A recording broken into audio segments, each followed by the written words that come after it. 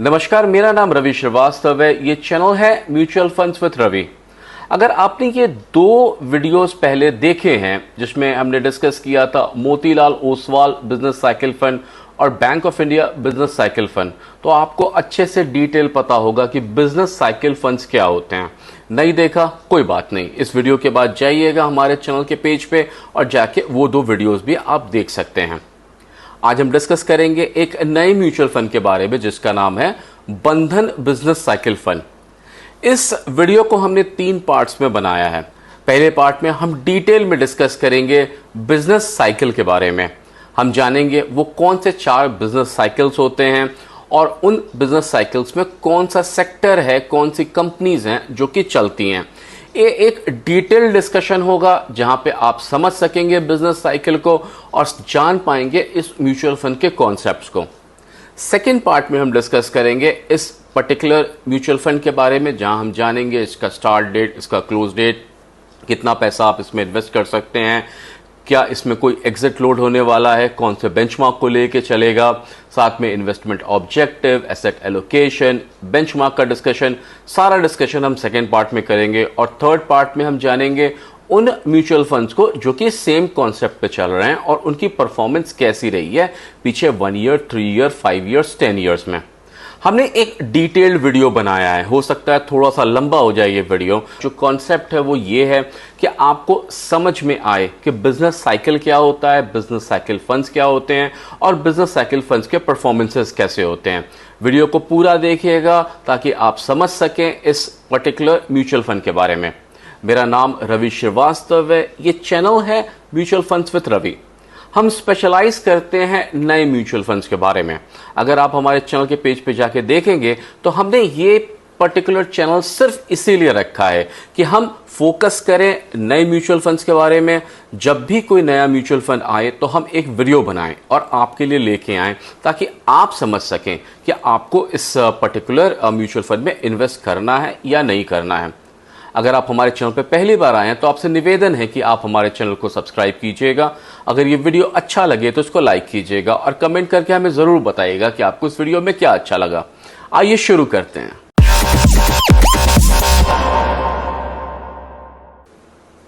विश्व के किसी भी इकोनॉमी में 4 फेजेस होते हैं। पहला फेज होता है एक्सपेंशन फेज, जिसको कहते हैं रिकवरी फेज भी। एक्सपेंशन फेज या रिकवरी फेज उस समय आता है जब इकोनॉमी स्लो डाउन हुई रहती है, यानी इकोनॉमी नीचे होती है। एग्जाम्पल के लिए कोविड का आप टाइम देखिए, तो कोविड में सब कुछ बंद था, इकोनॉमी एकदम नीचे चली गई थी। वहाँ पे आया एक्सपेंशन फेज या रिकवरी फेज। ये वो टाइम होता है जब चीज़ें होनी शुरू होती हैं, जीडीपी एक्सपैंड करना शुरू करता है, अनएम्प्लॉयमेंट डिक्रीज करता है, लोगों को नौकरियां मिलनी शुरू होती हैं और कंज्यूमर स्पेंडिंग इंक्रीज होता है। ये एक पॉजिटिव सेंटिमेंट लेके आता है सेल्स और प्रॉफिट के लिए। बिजनेस इंक्रीज कर रहा होता है, सामान बिक रहा होता है, लोग खरीद रहे होते हैं। ये बेसिकली होता इसलिए है क्योंकि उस समय इंटरेस्ट रेट कम होता है, लोन लेना आसान होता है, जैसे कोविड के टाइम में चल रहा था। कोविड के टाइम में जो होम लोन का इंटरेस्ट रेट था वो तकरीबन 6.75% तक नीचे चला गया था। लोन लेना आसान था, बहुत सारे रियल एस्टेट ऑप्शंस अवेलेबल थे, सस्ते में, चीप में अवेलेबल थे। लोग आगे आए, लोगों ने पीछे 2-3 साल स्पेंड नहीं किया था, उन लोगों ने स्पेंड करना शुरू किया। तो ये हुआ एक्सपेंशन फेज। उसके बाद आता है पीक फेज। पीक फेज मतलब वो फेज होता है जहां पे कि जो स्पेंडिंग है वो अपने मैक्स पे चली गई है, इकोनॉमिक एक्टिविटीज जो है वो अपने पीक पे चल रही हैं, इन्वेस्टमेंट सेंटिमेंट्स और कंज्यूमर कॉन्फिडेंस जो है वो बहुत हाई है, इकोनॉमिक ग्रोथ अपने पीक पे है, प्राइसेस जो हैं वो अच्छे बढ़े हुए हैं, जीडीपी अच्छी चल रही है और स्टेबल है काफ़ी समय से।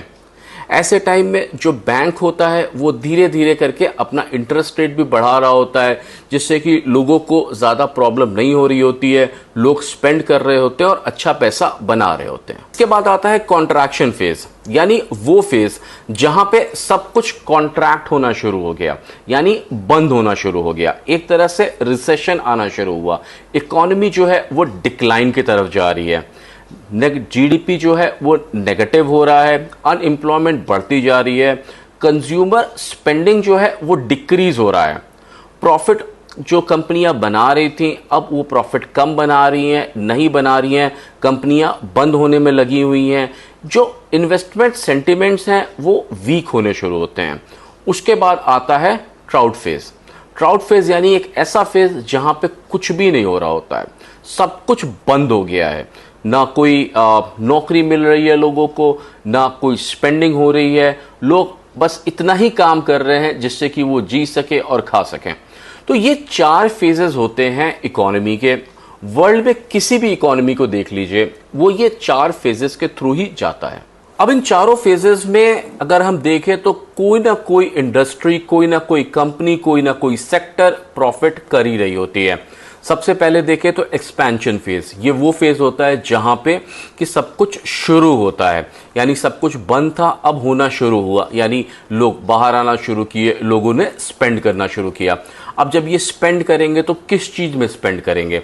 वो है रिटेल, वो है entertainment, travel and tourism, luxury goods, यानी सामान खरीदेंगे, घूमने फिरने जाएंगे, होटल्स में रहेंगे या फिर मूवीज देखने जाएंगे। तो इस तरह से जो ये सेक्टर है वो एक्सपेंशन फेज में फायदे में रहती है।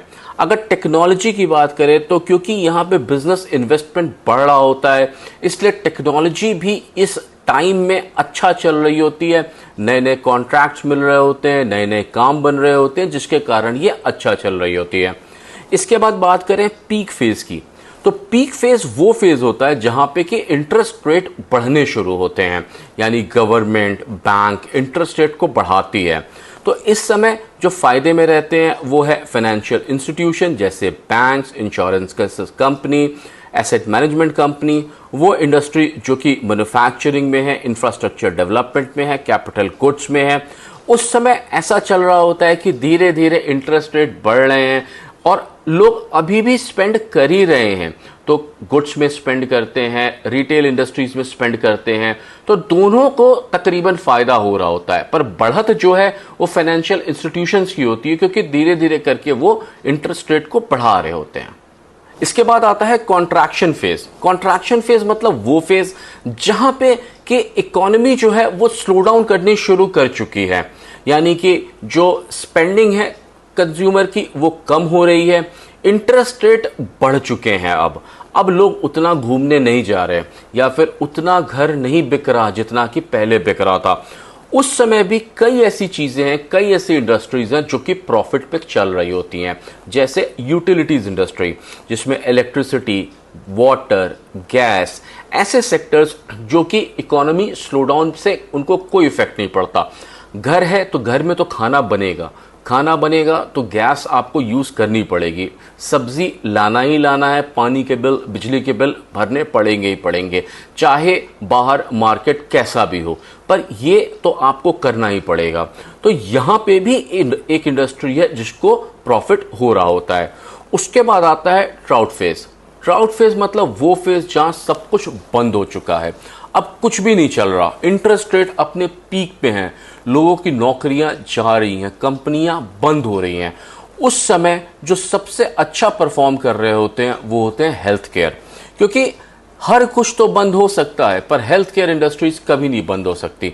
कोविड के टाइम में सब कुछ बंद था पर हॉस्पिटल्स चल रहे थे। हेल्थ केयर, फार्मास्यूटिकल कंपनीज, ये बायोटेक्नोलॉजी कंपनीज, ये ऐसे सेक्टर हैं जो कि ट्राउट फेज में भी चल रहे होते हैं। बिजनेस साइकिल फंड को सेक्टर रोटेशन फंड भी कहा जा सकता है, क्योंकि ये जो म्यूचुअल फंड होता है वो एम करता है different phases of business cycle के, यानी कि ये फंड टेंड करता है एलोकेट करने का अपना इन्वेस्टमेंट बेस्ड ऑन कैसा बिजनेस साइकिल इस समय चल रहा है। अगर वो ऐसा चल रहा है जिसमें कि एक्सपेंशन फेज है, यानी कि ऐसा फेज जिसमें कि कंज्यूमर की स्पेंडिंग बढ़ रही है, तो वहां पे वो उन कंपनीज में पैसा लगाएगा जो कि रियल एस्टेट में है या एंटरटेनमेंट में है या टूर एंड ट्रेवल्स में है। उसके बाद जो फेज आता है जिसमें इंटरेस्ट रेट बढ़ रहे होते हैं, उस समय बिजनेस अंडरस्टैंड करता है, ये बिजनेस साइकिल फंड अंडरस्टैंड करता है और अपने आप को शिफ्ट करता है, इंटायरली चेंज करता है अपना इन्वेस्टमेंट और वहां लेके जाता है जहां पे फाइनेंशियल इंस्टीट्यूशंस बैठे हुए हैं। फिर ऐसे मार्केट में जाएगा जहां पे कि वाटर, गैस, इलेक्ट्रिसिटी है और फाइनली रिटेल और हेल्थ केयर में आएगा। यानी कि जो बिजनेस साइकिल फंड है वो एक रोटेशनल म्यूचुअल फंड है। आपका पैसा रोटेट किया जाएगा बेस्ड ऑन किस तरह की इकोनॉमी चल रही है। इसीलिए हमने शुरू का टाइम स्पेंड किया आपको समझाने के लिए, आपको बताने के लिए कि इकोनॉमी के 4 फेजेस कौन से होते हैं, ताकि आप समझ सकें कि इस समय किस तरह की इकोनॉमी चल रही है और उस समय किस तरह के कंपनीज में ये म्यूचुअल फंड पैसा लगाएगा। हर सीजन में, जैसे गर्मी, बारिश, सर्दी, जैसे मौसम चेंज होता रहता है, वैसे वैसे ये म्यूचुअल फंड अपने आप को चेंज करता रहेगा और अलग अलग सेक्टर्स में पैसा लगाता रहेगा। क्यों इन्वेस्ट करना चाहिए बिजनेस साइकिल फंड में? तो सबसे पहला जो पॉइंट है वो है active management. Business cycle fund उन म्यूचुअल फंड्स मैनेजर्स के थ्रू चलता है जो कि बहुत एक्टिव होते हैं, वो अंडरस्टैंड कर रहे होते हैं कि कौन सी इकोनॉमी का साइकिल इस समय चल रहा है।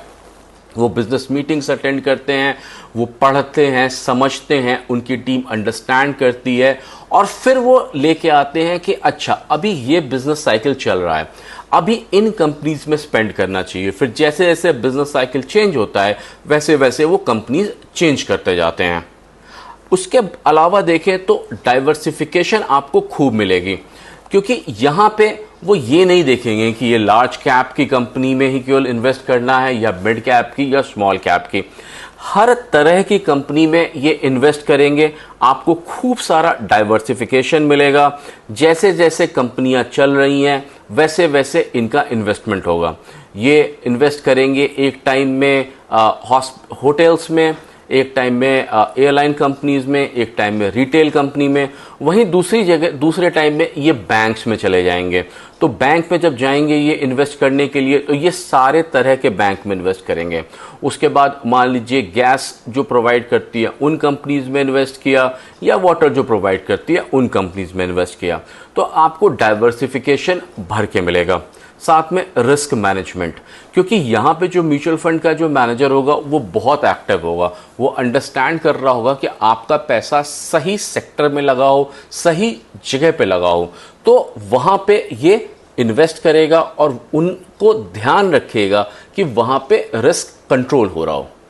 अब शुरू करते हैं सेकेंड पार्ट हमारा वीडियो का, जहाँ पे हम डिस्कस करेंगे इस म्यूचुअल फंड का बेसिक डिटेलिंग। तो म्यूचुअल फंड का नाम है बंधन बिजनेस साइकिल फंड।